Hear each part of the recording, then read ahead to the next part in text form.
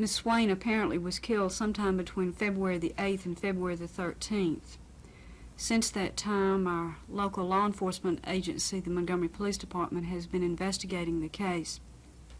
This morning I spoke with Mrs. Swain, the mother of Stacy, and she indicated an interest and a desire to ask the governor for this reward. Sees or hears or reads your reports about this will realize that they have some information that could be helpful in solving this tragic crime. Miss Swain's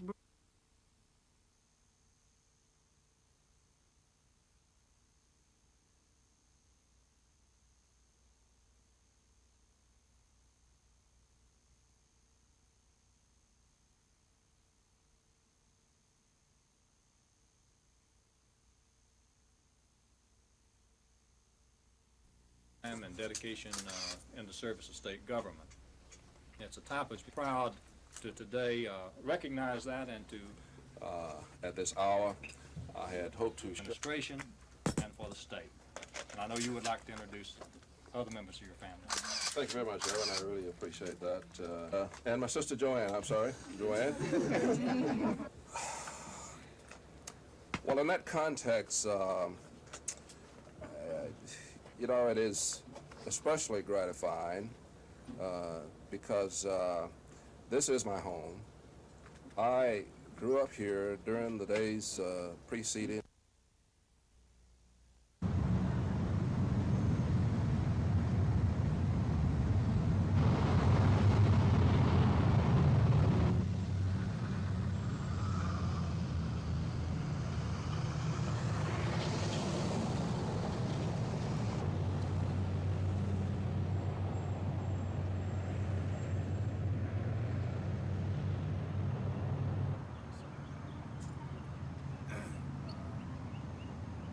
I can still be optimistic, but the reality is that unless we receive minimally $1.5 million, Fairview Medical Center will have to consider some drastic alternatives.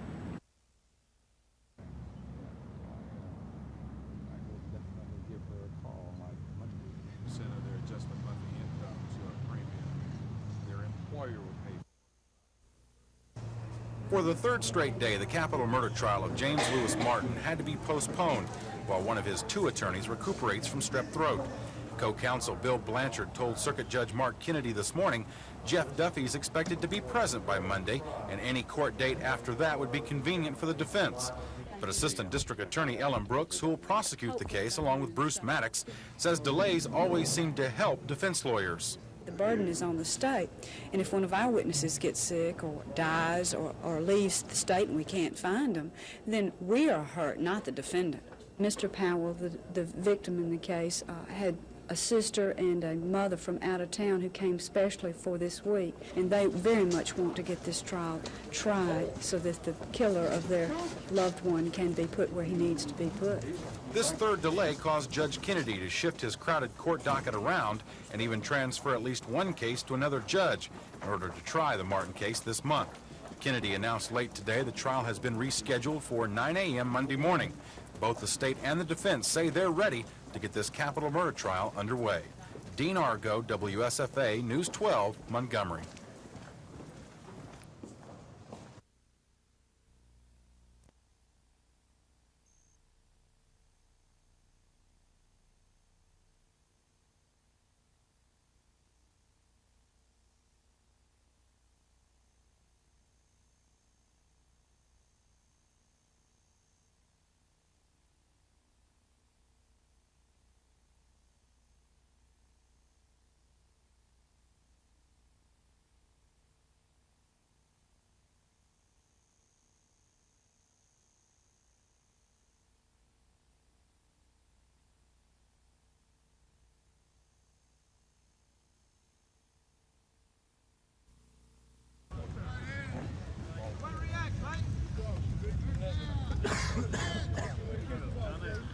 Lisa.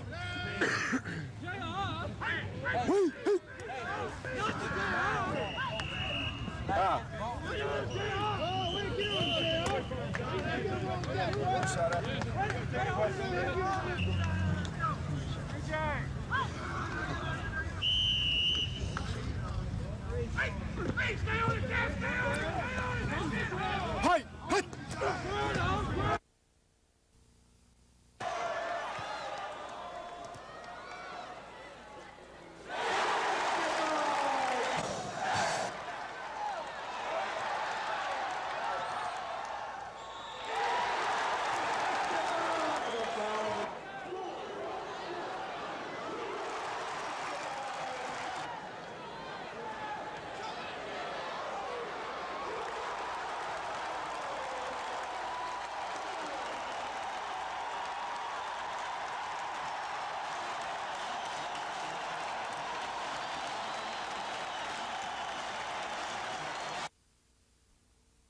Senators this afternoon succeeded in pressuring the Wallace administration into dropping its $325 million bond issue down to $310.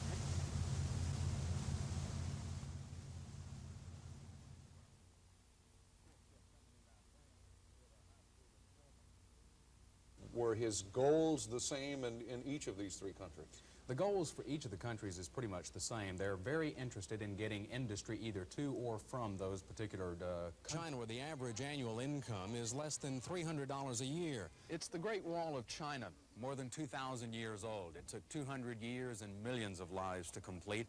It's a testimony of how China's ingenuity led the world for thousands of years. But now China lags behind the rest of the world, and they're coming out. They're courting other countries, including the United States, looking for help to catch up.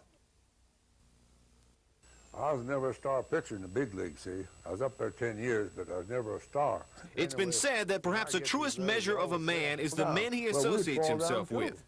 That speaks well for Montgomery resident Eddie Slugger Wells. Eddie, now 85, spent 10 years playing Major League Baseball. As a pitcher, he broke in with the Detroit Tigers back in 1923. His manager there at Detroit was Hall of Famer Ty Cobb. Cobb was a very brilliant manager. He was about one guess ahead of everybody else. Following his stint in Detroit, Eddie spent 4 years with the New York Yankees, including the world champion 1932 team. His list of teammates there included such names as Bill Dickey, Lou Gehrig, and perhaps most impressive of all, the great Babe Ruth. Slugger knew the Babe well. In fact, they first met on the baseball diamond, on opposite teams. In one of his first games in the big leagues, Eddie faced Ruth and struck him out. I faced Babe Ruth 6 years. He never hit a home run off of me. I think that's the reason he loved me so.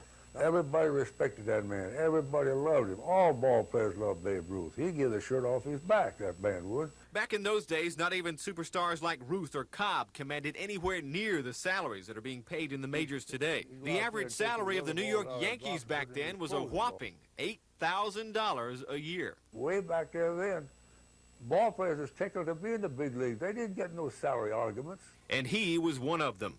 In his own words, he was never a star, but Eddie Slugger Wells was and is a big leaguer in every sense of the word. Mark Thornhill, WSFA Sports 12.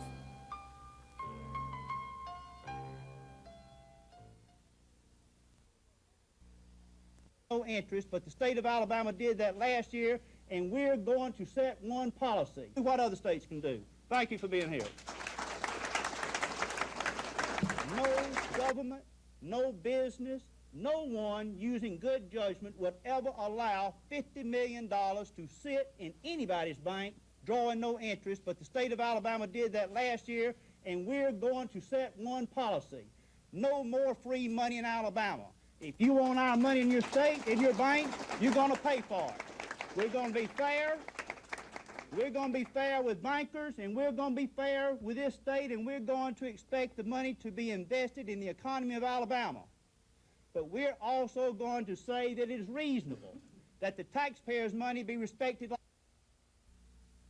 Here and burst the sun real good like that. Is that the way you do it? That little girl's got a star on her cheek for some reason. There we go. Is that your baby? You must brush your teeth every day. Do you? You don't?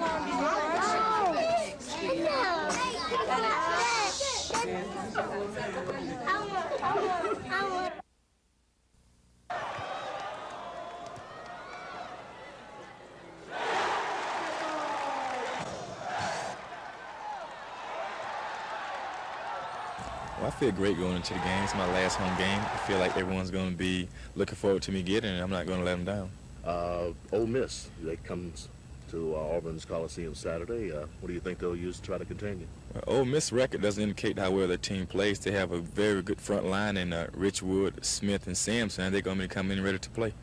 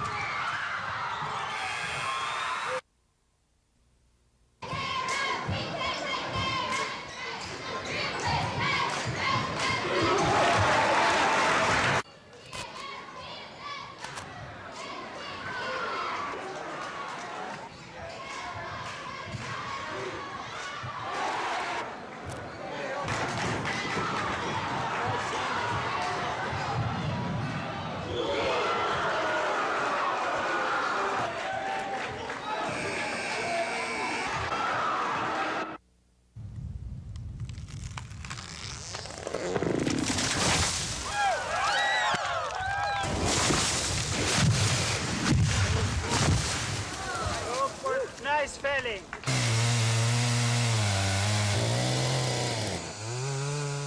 Many of us picture the woods as a place of quietness and peace. But in this particular area of Conecuh County, the woods have come alive for the first ever regional chainsaw competition. Originally from Sweden, former world champion Soren Eriksson is in charge of the event. Helvetes also. Where is the inch tape? Somebody gave me my Swedish tape. Student! There are 7 events in this competition. The competitors, or sawyers as they are called, have to excel in chainsaw maintenance, skill, and safety. Everybody can learn and use. That's absolutely necessary with hard hat. Earmuffs, screens, pens, even the color on your clothing, so people can see you in the woods. The skidder operator can see you. This year's first-time winner took home a $1,000 prize, but are South Alabama sawyers as good as Swedish sawyers? They haven't used this technique more than a half year now, and we say it take 5 years to become a skill cutter. We have a little bit different idea about the cutter in Sweden than you have here. Man of steel done got the blues. Now I've been hurt inside and out. Some of you know what I'm talking about. You'll think your poor heart will never heal. And you'll wish you were the man of steel. Scott Edcock, WSFA News 12 in Conecuh County.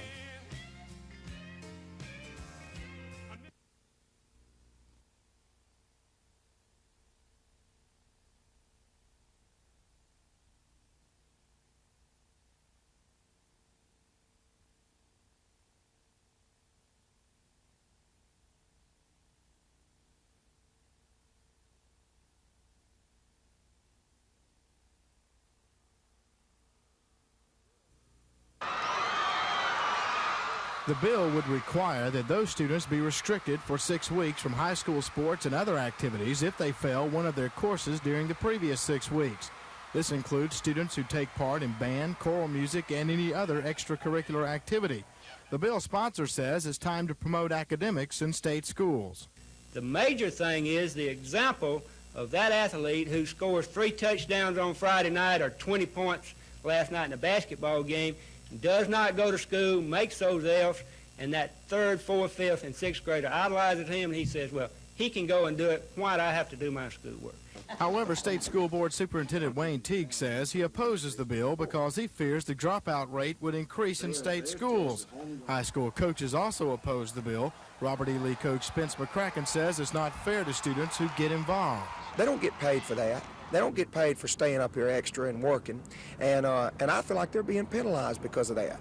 And the kids that go home at 3 o'clock and watch Looney Tunes on TV, and they make the failing grade, you know, they don't have to answer to anybody, except, of course, their parents. McCracken says not one high school coach he has talked with agrees with the no pass, no play legislation.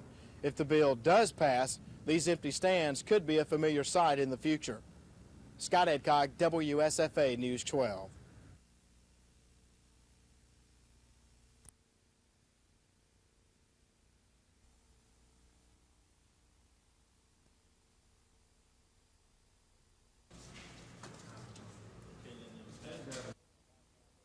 When they approached the van, a white male subject later identified as Jeffrey David Rogers from Atlanta, Georgia, appeared from the rear of the inside of the van and began making some bizarre statements and acting somewhat suspicious.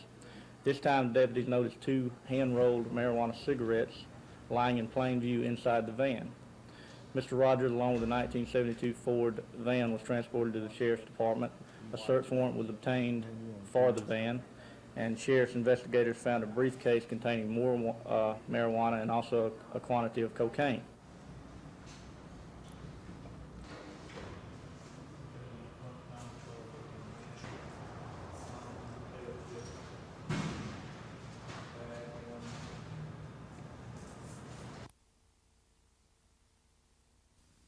Fantastic.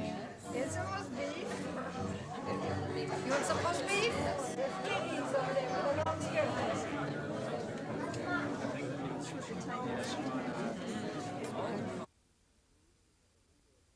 We have some foods from Greece. We have a number of French dishes because a number of the women that are in our organization are French. We have spinach balls from Iceland. We've got Romanian-style roast beef and just a whole host of things.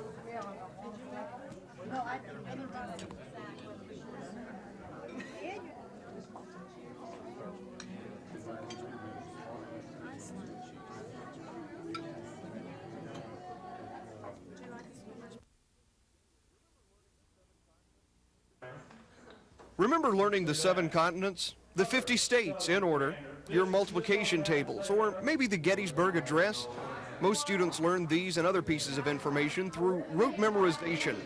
Often after the memorized lesson was spit back out on paper for a test, the information was not used again and eventually forgotten.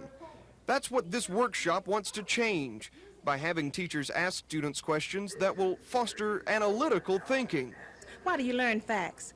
In the end, it's so that you can use it in your life in terms of applying it or making a decision for life. And that's basically what our schools are predicated on, teaching students to live in a democratic society, therefore to use that they have learned. Therefore, it is necessary to go beyond simple recall facts and to be able to make decisions based on the knowledge base that they have. Davis says many students aren't challenged to reason and think by simply memorizing data. She says she hopes having to use one's brain to draw conclusions will produce a smarter group of students and eventual leaders. She's particularly proud that the AEA sponsors the seminar, attended by 130 teachers from across the state.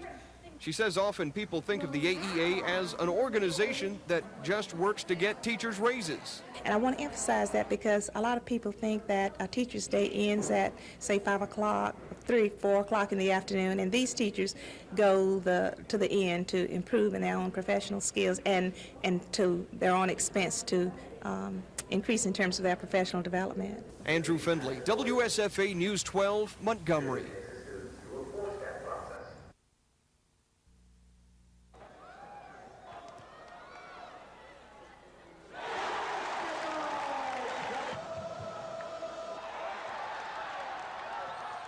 Yes, we're 16-9 right now, but we've lost to a couple of great teams who have at least 20 wins in Alabama and Kentucky.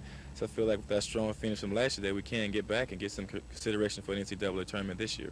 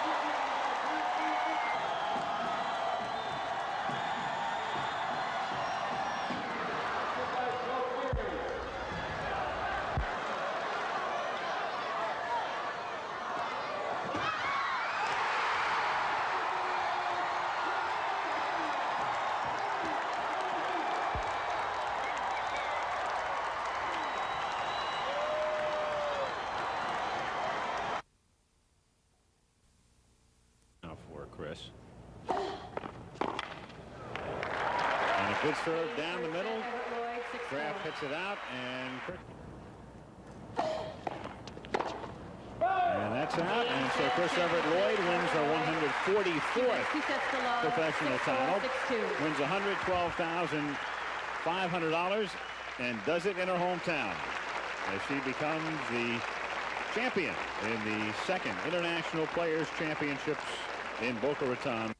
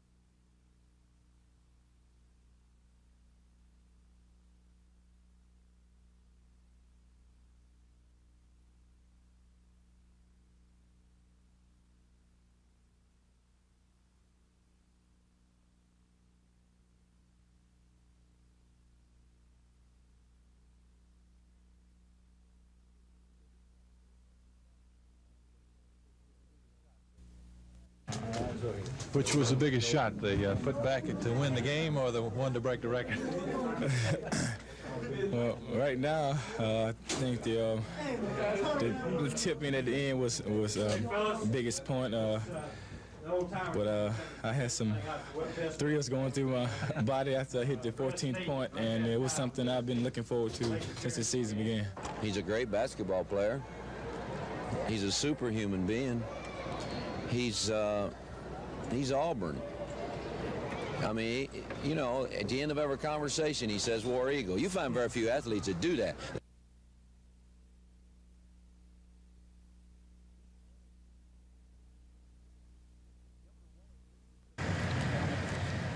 Governor Wallace made the trip to Clayton for the dedication of this National Guard armory, named for Chief Warrant Officer Malcolm Turner, Jr. Turner died in 1976 after 32 years of military service. He was instrumental in organizing the first guard post in Clayton. After the ceremony, the governor fielded questions about his tax hike plan he presented to the legislature Thursday. In it, $52 million would be raised by taxing or increasing taxes on cigarettes, beer, gambling, sulfur, and independent utilities. Wallace says the revenue generated by the hikes would help replace funding to programs for the needy, funding cut on the federal level in budget balancing efforts. The only way we can meet an immediate, you might say, situation is to have, you might say, a patch or two. Yes, sir. But the patches have got to go on, but we've got to also do some fundamental primary funding forever, such as the 4 amendments I want to submit to the people of Alabama. And they wouldn't submit them to the people of Alabama. Would provide a long-range plan for education and functions of government. Yes. And that's what we need. But this money was cut off so very shortly. Wallace says his health is fine after what aides say was a minor bout with illness last week, and he still gives no indication as to which direction his political future will go. No, I haven't decided yet. I got time yet to make a decision on that. Andrew Findlay, WSFA News 12, Clayton.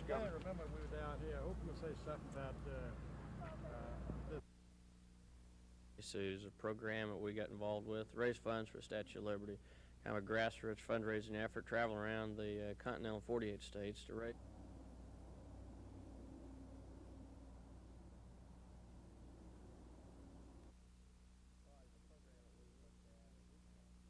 Well, as a program that we looked at, and for, I guess for whatever reason, just one that we felt is something that pretty well is a fine example of what the JCs believe in. Patriotism, volunteerism in America is just another way for us to go out and participate.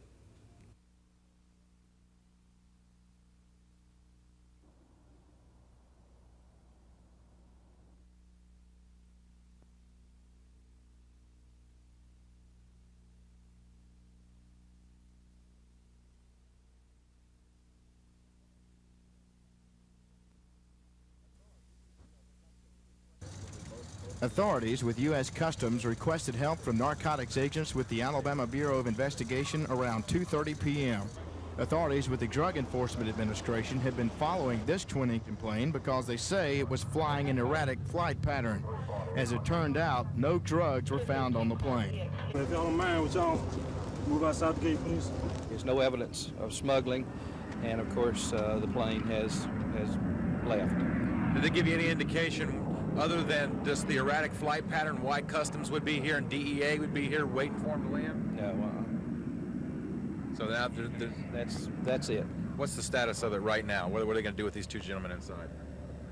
That's the extent of our comment. Authorities would not disclose the plane's flight pattern, but one eyewitness on the scene said he noticed something very unusual when the plane made its approach to Montgomery Aviation. It came in at an unusual rate of speed, and then we saw the customs agents follow on another aircraft, and it all happened in about 10 seconds. The custom agents jumped off the plane, with their weapons, and they had the men on the ground. It was a tense situation for a few minutes. Troopers escorted members of the crew away from the plane for questioning. After about 15 minutes, they returned with an apology and permission to leave. Nevertheless, crew members had little to say about the ordeal. We're just curious as to what happened. I don't think there's any of your business myself. So, just as quick as they flew in, plane, pilot, and crew were off to where they came from, the unknown. Scott Adcock, WSFA News 12, Danley Field.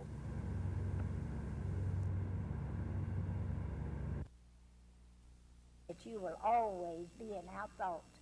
And before you start, with all the teachers in this county, you have been a man who has stood tall, and I have loved you.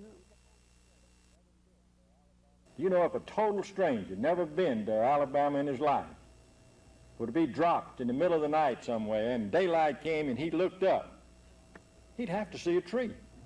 A tree would be in his sight, and he wouldn't have far to walk to find some water, a stream, a branch, a river. We are so lucky in Alabama that we have these natural resources, and we should protect them. And Need to go with the laughing? Father, we thank you.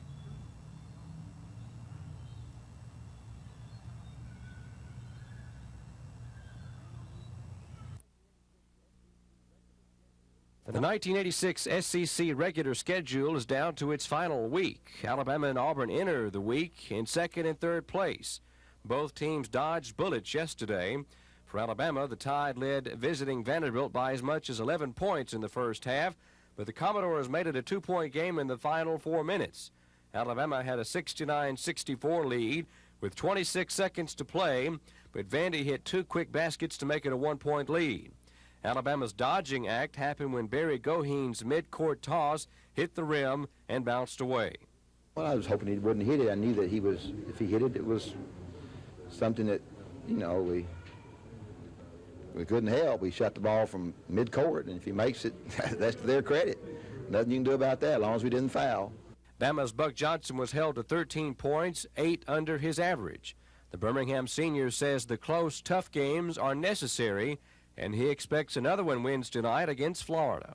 I think when you win some tough games and some real close games, it really helps your team out in the long run, and maybe we needed this game like this.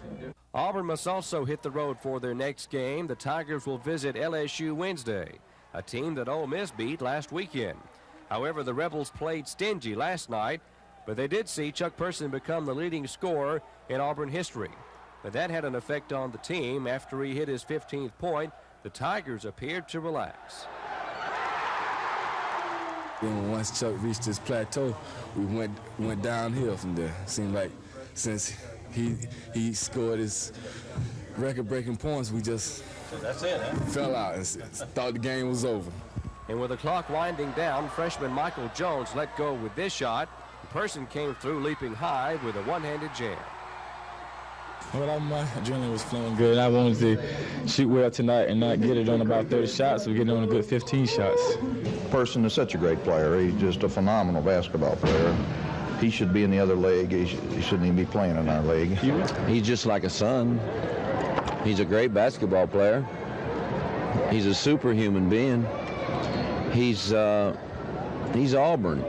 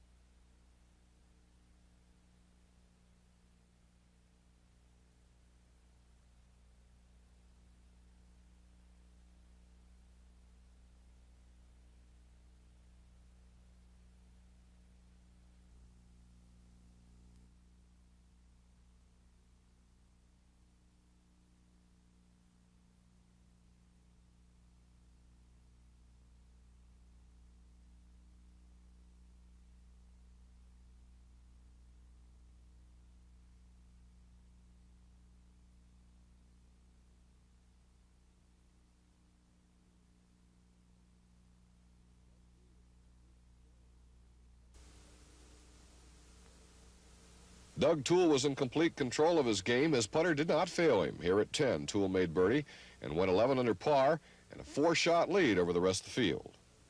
Toole repeated that effort at the next green. The birdie there made him 12 under par, and that was just after 11 holes of play. Now his second shot or approach shot to the par 4 finishing hole, the 18th at Riviera, and you could not ask for a better shot. And not that he needed it, Toole rolled in his birdie at 18 and finished 14 under par for the tournament, a 63 today, 8 under par for the final round, and cashed $81,000, not a bad payday. Clarence Rose birdied at 18, and he nailed down sole position of second place. He was 7 under par for the tournament. Jack Gregory, NBC News, Los Angeles.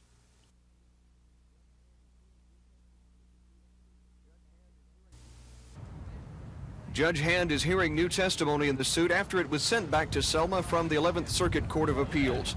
Justice Department attorneys asked for a preliminary injunction against the upcoming Dallas County Commission and school board elections, saying the current at-large system lessens the chances of a black being elected to office. They are asking for single-member districts. Though plaintiffs' attorneys hoped Judge Hand would delay the elections this morning, the judge made no ruling. He did, however, remove the Board of Education from the suit. All of the remaining claims against the school board, including the motion for injunction, will be severed and presented separately by the government against the school board. No Dallas County commissioners testified, but Selma Mayor Joe Smitherman did take the stand. Smitherman says Selma has made more racial progress than any other area in the state. However, a former Selma city councilman disagrees. I think it's stupidity to continue to run for the office of the Dallas County Commissioner unless the Dallas County Commission has been districted just like Selma City of Selma has been districted. Will the June 3rd primary for Dallas County Commissioners go as planned? Judge Hand will likely make that decision later this week, possibly after hearing all the testimony in this case. Andrew Findlay, WSFA News 12, Selma.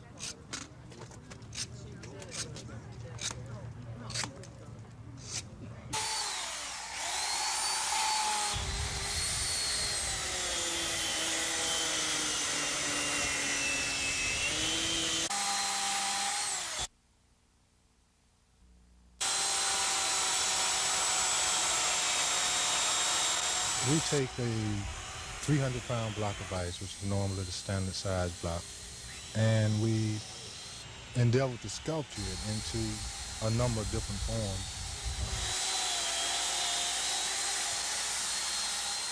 Packer makes it look easy. He cranks up his saw, turns it right, then left, even upside down, first to create a base. I usually just draw it out, etch it into the ice with a chisel. Then I take my ice saw and cut these etchings in a little deeper so they won't melt away, while I'm trying to finish getting my ideas together. But once the design is etched on, then it's cut in deeper with the saw to keep it from melting. A chainsaw allows me a number of different cuts that I won't have the capacity to do with a regular handsaw, such as if I want to cut directly through a block of ice, I couldn't accomplish this with just a handsaw. I would have to chip a hole first and then take my handsaw and cut it, whereas with the chainsaw, I'm allowed the luxury of just sticking it in and cutting it through the entire block. Packer and his colleague turn this 300-pound block of ice into a gentle swan. He cuts 3 pieces for the finished product out of the one chunk. Packer shrugs off the idea that his sculpting with a chainsaw is special, but just try it. It is a specialty. This is Gina Gregory, WSFA News 12, Montgomery.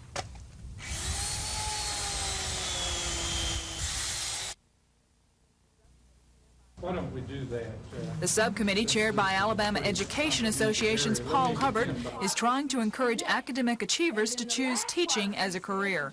The subcommittee recommends that the legislature establish a $5 million fund to give low-interest loans to students entering the teaching profession. High school seniors could apply for $1,500 loans. In other words, it was a recruitment device to begin early. While college sophomores with acceptable grades could apply for $5,000 loans. And upon graduation, if the student taught in Alabama for 5 years, he or she would only have to pay back half the loan. In addition, students majoring in disciplines experiencing a teacher shortage would receive further incentives, as would minorities. A very, very substantial difference between the number of minority teachers and the number of minority students. So this one seems to be on target. And because only 6% of Alabama's elementary school teachers are male, men would have to pay back even less of their loans. These recommendations will now go to the Governor's Education Reform Commission for approval. Dr. Hubbard says if funded by the legislature, the guidelines could be implemented next year. This is Lisa Walsh, WSFA News 12. The question on whether or not this is a replacement. From the pivotal governor's race to the legislature, Democrats say 86 is the election year for them to reassert themselves. I don't think there's any doubt that the Democratic Party is still the dominant party in the state of Alabama. Democrats will officially open this year's election qualifying day Saturday. And when the long list of candidates is complete, Democrats say they don't expect Governor Wallace's name to be on the ballot. If Governor Wallace doesn't seek re-election, SD says all the remaining Democratic candidates are trained public servants and are more than qualified to be elected governor. The weak spot may be in the local legislative races, where 4 Republicans now hold seats. SD criticized the Montgomery GOP legislative leadership and said it's time the Democrats return to the State House to represent Montgomery County. Last year in the regular session, the Republican delegation from Montgomery got less than 10% of the bills that they introduced passed. And that's an unbelievably poor record. And Democrats are confident of a victory in the local county sheriff's race. If there's any pre-election worry, SD says it's money and expects the Republicans will outspend the Democrats in this significant election year. Kim Davis, WSFA News 12, Montgomery. Representatives from the Montgomery chapter will meet with us when we see Charles Carr in the governor's office a while ago, but we could not put any date on it because they removed books. So the only statement that I can go to, the opinions of some individuals representing, certain organizations, if it is an official state document. It should not be used in any classroom, particularly in our Alabama classrooms. Another item that what's going to happen and what to expect. We are, again, very glad. In that minority report, over and over again, you will see things relating to the issue of feminism, or not as a fact. And so that the subject right now, the question is what would be the actual effect? Itself does not tell you why They were Before him, and I've said we're interested in the quality of education. What are the differences? on the textbook level. And that year we Federally employed women in Birmingham has been active on this issue, and one of their representatives. 7 years of service on March 15th, and I think that's 1980. Long-distance rates for AT&T, for example, have gone down about 12% in the last 2 years. We expect to go down another 4 or 5% in the next 2 to 3 months. So clearly the long-distance customer has benefited significantly. I think Texas, I've got Texas and everything east. How is Alabama doing compared to these other states? Pull up a piece of information, have it translated into English and delivered into your den. You will have computers that, instead of typing in the information through a keyboard, you will merely speak into the computer.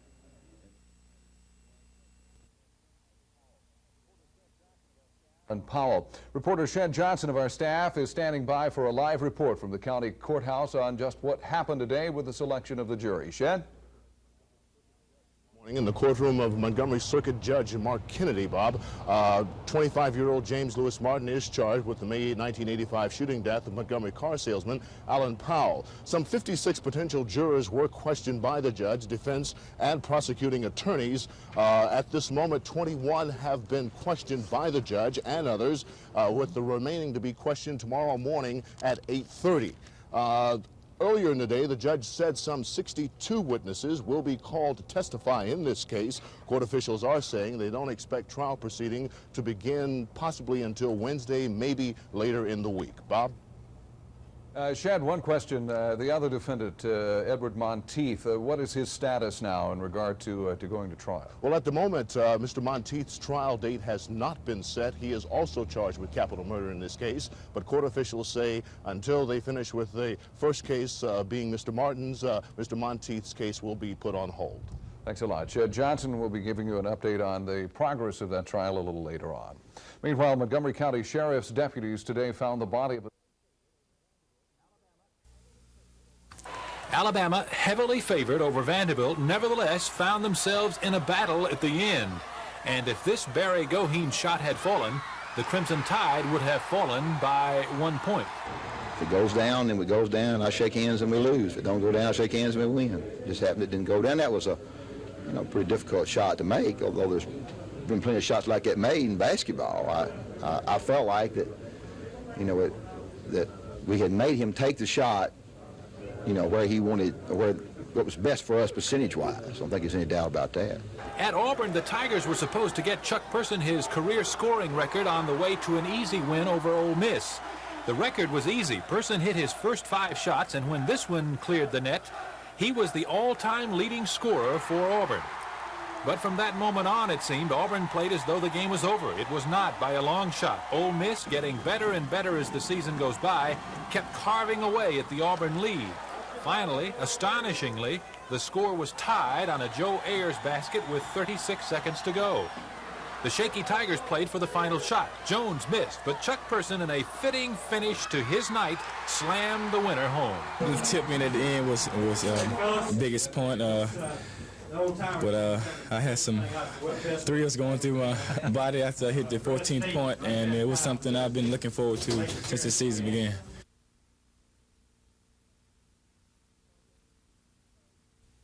On this particular case, and we are real proud of his office and what he's been able to do. I'll give you the background on what happened on September 11th, 1985. Jerome Earl McGahee, Which was, in this case, lost wages.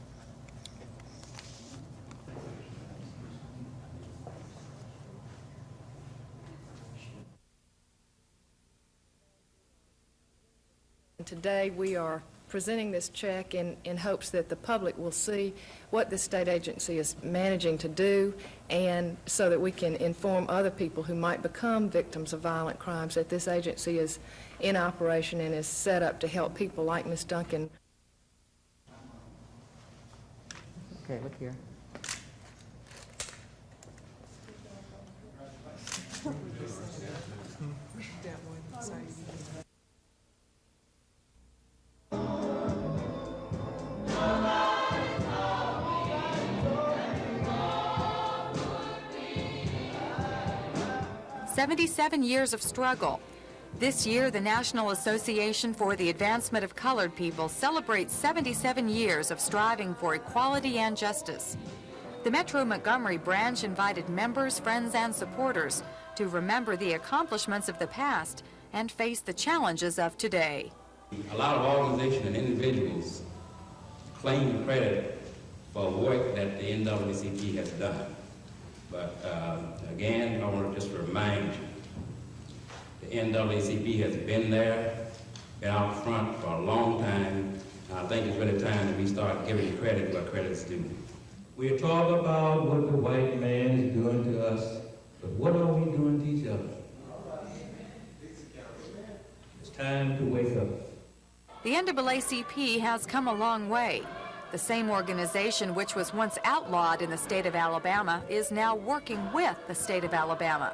A statewide conference on youth and families is scheduled for this summer, coupling state government with the civil rights organization it once denied. 77 years of struggle, 77 years of progress. Carrie Gordon, WSFA News 12, Montgomery.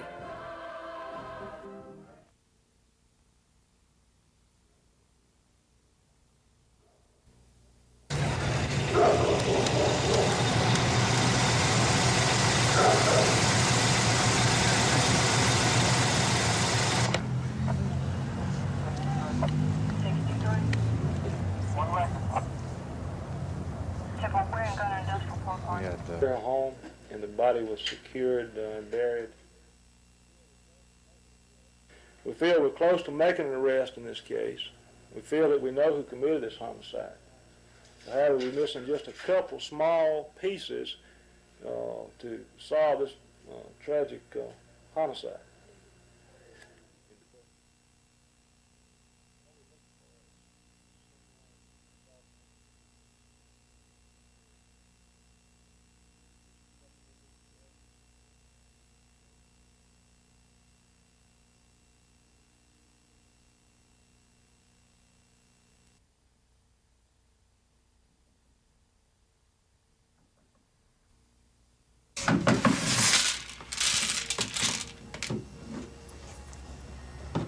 Have you got everything in clear plastic Dollar barn. Amphetamines or whatever we call them.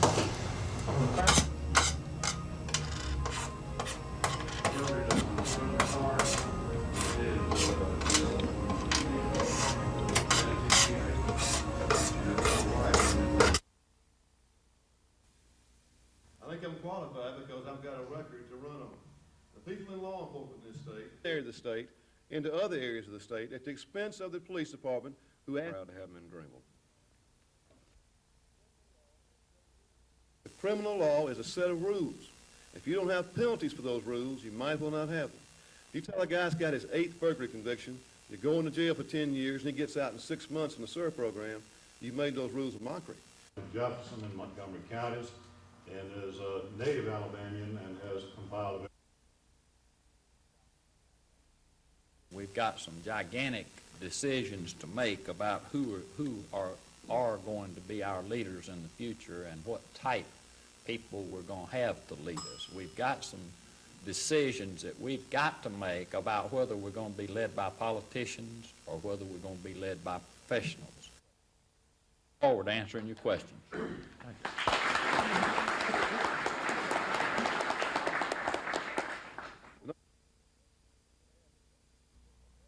They had at that time. At that time, and back until about 2 years ago, most Democratic banner for that office, and I'm proud to have them in Greenville. I think we need some regulations to keep all this stuff from coming in here all the time. We talk about things that have already happened.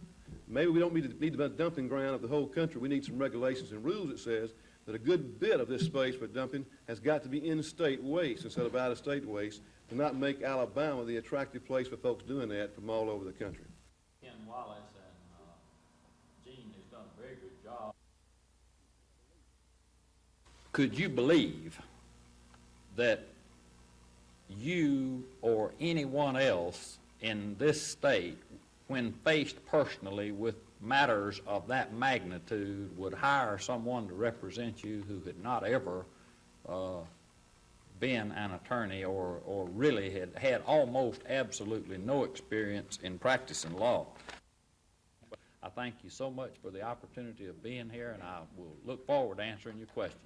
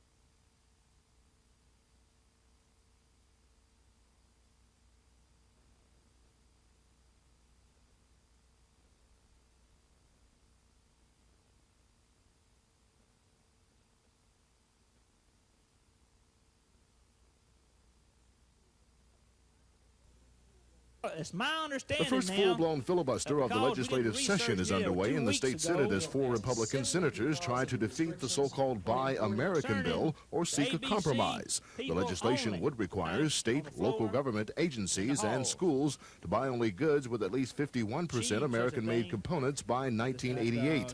Montgomery State Senator Larry Dixon is leading the filibuster efforts. He says it's a bad piece of legislation. Alabama is in a budget crunch right now. We don't need to pass legislation to satisfy some special interest group that's going to cost us millions of dollars. In the Alabama House, Montgomery Representative Alvin Holmes's resolution calling for the removal of the Confederate flag was defeated after a lengthy debate. Holmes says he will file suit in federal court to end the practice if he fails to win approval of the resolution from his colleagues. Also, a Mobile County lawmaker introduced a bill that would cut off state aid to mothers of more than one illegitimate child. Representative J.E. Turner of Citronelle says taxpayers should not be forced to support promiscuity. The bill may come up for a final vote later this week. Chet Johnson, WSFA News 12, the Alabama State House. Last May. Andrew Findlay of our staff is standing by at the Montgomery Courthouse for this live report. Andy, what's going on? Well, Bob, the trial got underway at 3:15 this afternoon after a day and a half of screening potential jurors. Assistant District Attorney Ellen Brooks says she hopes to prove that James Martin shot Alan Powell to death and then robbed him.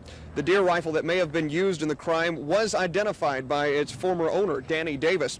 Davis testified that his rifle was stolen from his home last April, but said he did not know if Martin took it. John Holloway then took the stand. Holloway lived on Timber Lane Road, southeast of Montgomery last May, and says he saw a car earlier identified as Martin's in his neighborhood on the day of the crime. Although Holloway could not positively identify Martin as one of the 2 men he saw get out of the car, the body of Alan Powell was found on Timber Lane Road later that night. Expected to testify later in the trial is a cellmate of Martin's, to whom Martin may have told details of the crime. Martin's half-brother, Edward Monteith, is also charged with murder in the case, but he will be tried at a later date. The jury has been sequestered overnight to keep them from hearing news reports of this highly publicized trial, and testimony begins again tomorrow morning at 9 before Montgomery County Circuit Judge Mark Kennedy. Bob?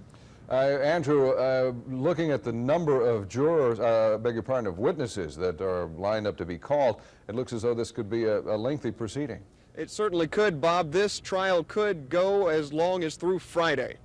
So Andrew Findlay live at the Montgomery County Courthouse with the latest on the Martin murder trial.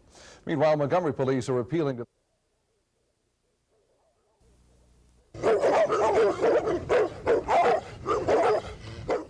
The idea behind passing an ordinance to limit the number of dogs a city resident can own started here at this house and with these dogs.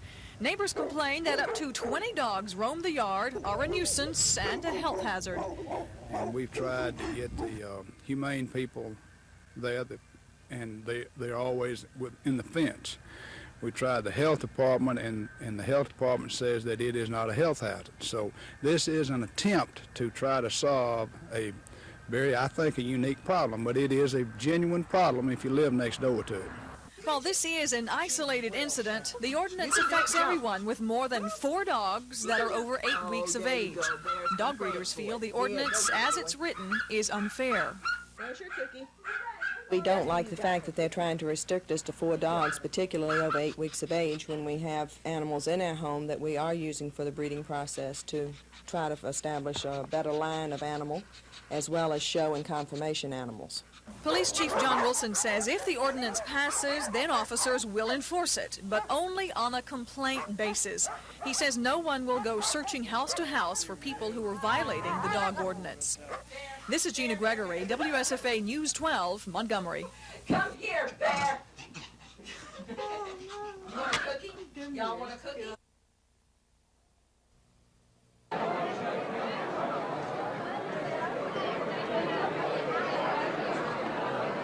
Service. Yes. Got it?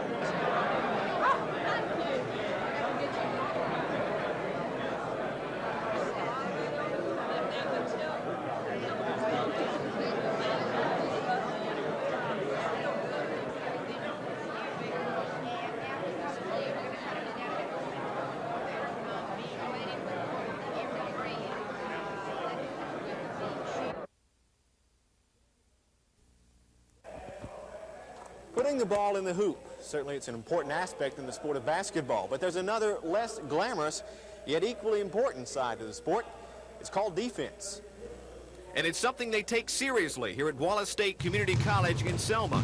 The numbers speak for themselves. 7 out of the 9 years that head coach James Booth has been here at Wallace State, the Patriots have finished #1 among the state's junior colleges in defense. This year, they've yielded a mere 68 points a game. Again, tops in the state. You force your opponents to move the ball a little bit faster, and the action gets a little bit quicker with defense, and it creates opportunities to, to turn the ball over and turn it over into points for you. Our motto is defense first, and offense will come whenever it comes. Does it work? Well, the Patriots wound up the 1985-86 regular season at 20-3, ranked 17th in the latest national junior college rankings. Most consider them the odds-on favorites to win the upcoming junior college state tournament in Jasper.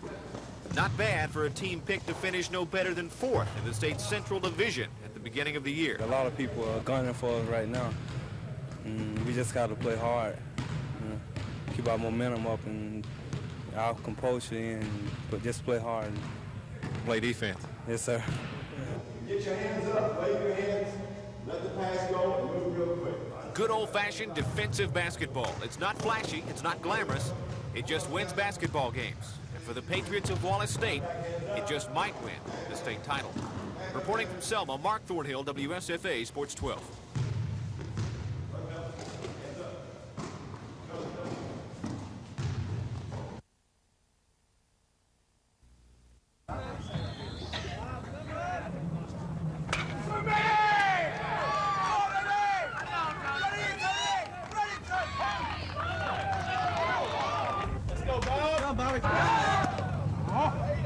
Wait, sorry, man.